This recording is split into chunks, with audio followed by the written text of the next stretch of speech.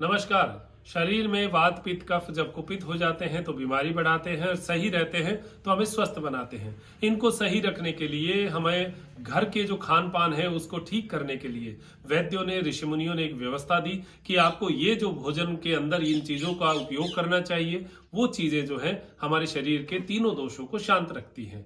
अब इसकी जानकारी आप लीजिए कि तेल जो है, जो हम भोजन के अंदर तेल डालते हैं, ये ऑयल हमारे शरीर के वात को शांत करता है। इसीलिए हम भोजन में तेल का उपयोग करते हैं। लेकिन आज भी इसका बिगड़ा हुआ रूप हम करने लगे हैं। रिफाइंड ऑयल और ये अलग अलग तरीके के जो आजकल ऑयल आ रहे हैं, ये हम यूज करने लगे हैं। जबकि सबसे बेस्ट हमारे यहाँ का ऑयल है सरसों का तेल, जो यहीं पैदा होता है। सरसों का तेल गर्मियों में खाना चाहिए क्योंकि ये मार्च में पैदा होता है। तिल का तेल सर्दियों में पैदा होता है तो हमें सर्दियों में खाना चाहिए, यानी नवंबर से लेकर फरवरी माह तक।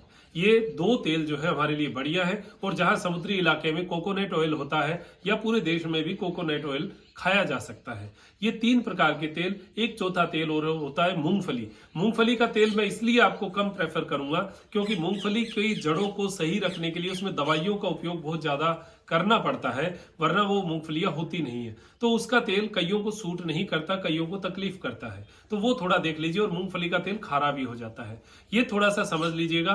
तिल का तेल गर्मियों में मत खाइएगा। सरसों का तेल जो है वो आप 12 महीने भी खा सकते हैं। लेकिन घाणी का तेल, अपने हाथ से अपने सामने निकलवाया हुआ तेल काम में लीजिए। अब हर शहर में, लगभग शहरों में घाणी जो है वो हो चुकी है। पहले बैल वाली होती थी, आजकल जो है वो मशीन वाली हो गई जो कि तेल निकालती है।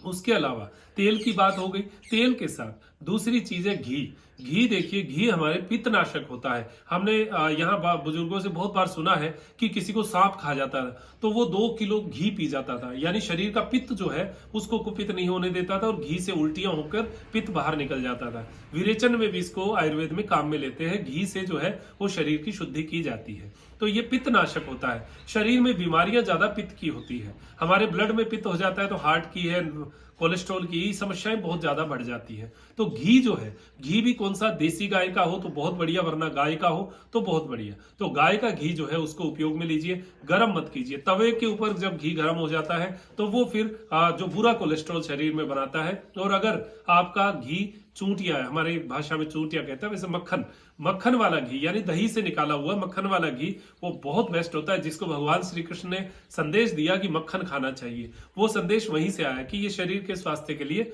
बहुत बढ़िया होता है, पित्तनाशक होता है। तो हम जो खाने के अंदर जो घी लेते हैं, वो रोटी के ऊपर जो चुपड़ के लेते हैं, वो घी लेना चाहिए, वो पित्त को समाप्त करता है। इसी प्रकार दो चीजें हो गई, वात और पित्त। और खाने का तरीका क्या है उसके बारे में आपको बता रहा हूं। तो उसी प्रकार आप कफ जो है, कफ को शांत करने के लिए सबसे बेस्ट होता है शहद।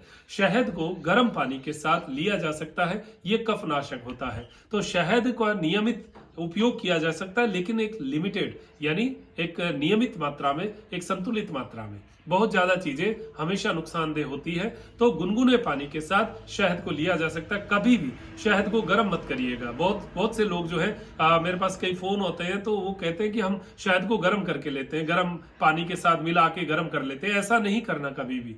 शहद को कभी गर्म नहीं करना। हाँ, गर्म पानी में डाला जा सकता है, लेकिन वो भी थोड़ा गुनगुना हो तो गुनगुने पानी के साथ अगर शहद लिया जाता है तो ये कफ नाशक होता है, कफ को संतुलित रखता है। तो आधा चम्मच से 1 चम्मच शुद्ध शहद, ये आप उपयोग ले सकते हैं। इसको आप गुनगुने पानी के साथ उपयोग लीजिए। बच्चों को जरूर देना चाहिए। बच्चों के जो निमोनिया वगैरह बनता है तो नियमित रूप से दिया जाए तो उसकी इम्यूनिटी कफ के मामले में बढ़ जाती है। ये तीनों चीजें हमारे खान पान की बेस्ट चीजें हैं, इनको घर में रखना चाहिए।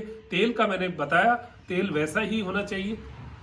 घी जो है वो भी हमारे घर में, जो हमारी गाय हो तो बहुत बढ़िया, वरना कहीं से भी लाए तो एक विश्वास का घी होना चाहिए। ये हमारा पित्तनाशक, और जो शहद है वो कफनाशक।